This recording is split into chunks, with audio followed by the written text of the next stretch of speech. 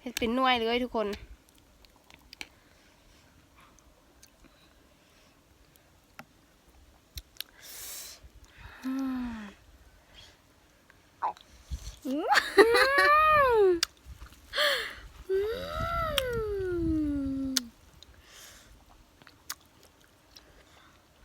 แซ่บบ่เบิ่งแต่สีหน้าก็รู้เลยว่าแซ่บเนาะสบายดีมัดทุกคน พบกับพวกเขาสองคนอีกแล้ววันนี้มาในน้ำเจ้าจิมากินมากรอดเนาะทุกคนโอ้ย จะไปเลาะกิน เบิ่งน้ำเจ้าเนาะทุก เลาะ คน กินส้มเนาะมื้อนี้นี่แตงแก้วมาเรียบร้อยแล้ว ไปกินมากรอดมากรอด มักรอด ไปกินส้มมากรอดเนาะทุกคน เลาะกินส้นเหมือนกันเด้อ โอ้ยพอแต่แดดออกเนาะอ้นเนาะ แม่นแล้ว เป้ากกมากรอดกกมากรอดแล้วทุกคน เดี๋ยวจะเอาถึงบัดนี้เพราะอยู่สูงปานนี้เดี๋ยวจะเอาถึงบัด ห นี้ น่วยใหญ่หน่วยแดงขนาดเลยทุกคน แต่ว่าอ้นอยู่สูง อยู่สูงเอาบ่ได้อันนี้นะเอา ยังแย่เอาทุกคนเป้า ก็ซีมกันดูคำแรกแห้งมา อยู่อยู่ลุ่มก็มีเนาะทุกคน แต่ว่าอยากกินหน่วยสูงๆมันนู้อ้น ปีนขึ้นไปเอาเลยเด้อปีนขึ้นไปเอาอยู่ มากรอดเนาะทุกคนเนาะ ขาขนาดเนาะมาเบิ่งทางนี้ดู ดี นี่นะ อ นี่นะมาเอาอยู่นี่ดูนี่มันโอ้ยตกแล้วหมากแดงๆตกแล้วนี่ใส่อีกก็ยังมีอันตุบ เอาบูแม่นมาลักมากรอดบออยู่นี่คืออยู่รอบหัว คือจิแม่นประมาณนั่นแหละเนาะเห็นอยุด ป้า ไป หุ่น นี่แม่น ทุก ข ค อง น เขาว่าอย่าเซลด้วยจนเขาจะได้ยินได้ อ้นหักมาเป็นสวพวงเลย โอ้ฮักได้หน่อยอันนี้มันลากของเพื่อนยังมีซิดเลือกอยู่เนาะ หักออกมาเลยเป้าเบิ่งดูเอาขึ้นมา ได้บ่ล่ะ หยุดก่อนเนาะพอทีทูทุกคน ได้แล้ว น้ำลายแตกยาวๆเลยเนาะทุกคนเนาะ นี่ อุ้ย นี่ ฮอนแดด ดี ฮอนแดดมึงไหมได้แล้วเอา อันนี้เป็นน้ำเจ้าของเขาเนาะทุกคนเนาะ เอาซีมทำแรกแห้งมานี่นะ น้ำลายย้อย เอากินจากต้น ฟ้า สุด อัน ๆเล นี้ ย ก็มักนอดเมื่อเนาะทุกคนเนาะต้นมักนอด มักรอดว่าแต่มักนอด หลงขอโทษหลายๆทุกคน ต้นมักรอดเนาะทุกคนลองกินเบิ่งดูคำแรกเป้าเอาแล้วเลย เปล่า ท แล้ว ง ถือว่าสะอาดที่สุดเนาะ อืม เปล่า3 บาทสะอาดที่สุด อู้ อื้อหือ โอ้ เรียกน้ำ มาเด้อทุกคนเด้อ ย่ยแต่ช้าเลย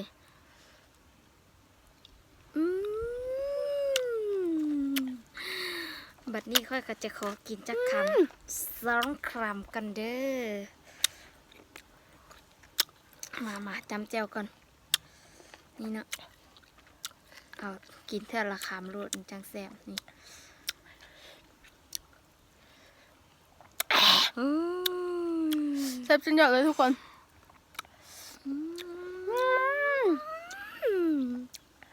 ใบส้มผสมนะกินสดๆจากต้นเลยเนาะทุกคน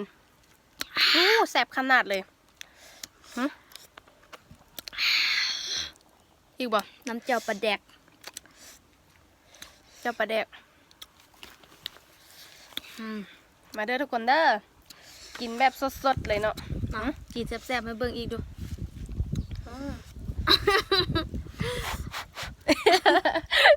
ถือว่าปากแล้วสะอาดเลยเนาะทุกคน แมันแล้ว กัดยังไงแซ่บให้เป็นบ่วงตักเอาเลยเนาะให้เป็นหน่วยเลยทุกคน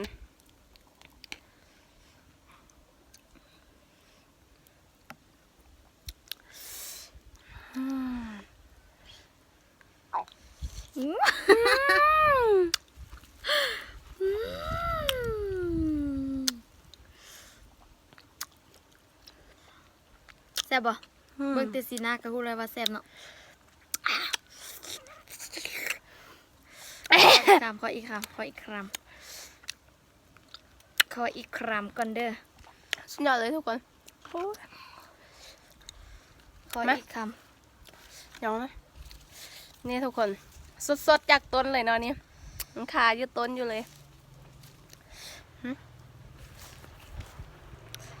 เอา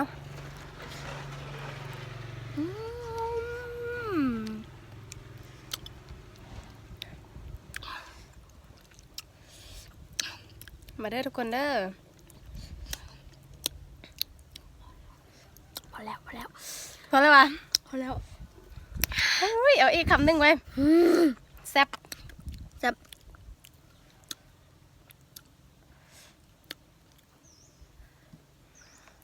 แซ่บนะทุกคนเอาจับจะกินอีกคำหนึ่ง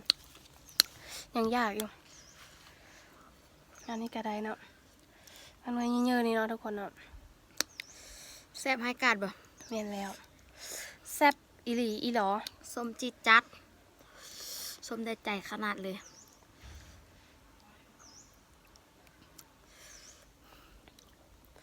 อืม อืมเอาคำละมากเลย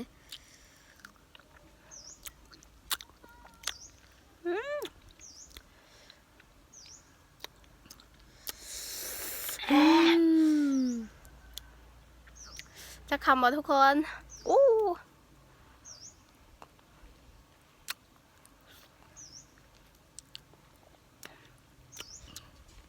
ตุ้ยเจ้าหลายๆเนาะคักขนาด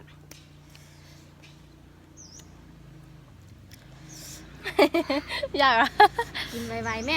เออ เอาแล้วไปรอเอาทั้งไม้อีก ไปรอซีมแต่ละต้นเนาะว่าต้นเดือดจีแซ่บมาทุกคนเอาอีกจักคำก่อนเนาะจักคำจักใดก่อนอืม อุ้ยโซมากรอดเนาะทุกคน มากที่สอง ตุ้ยเจ้าประเดก เจ้าบะแดกใส่ขิงสุดยอดไปเลย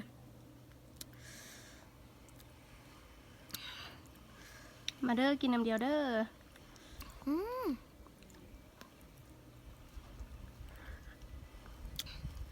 ความแซ่บเนาะเว้าอย่างจนบ่ออกเลยทุกคน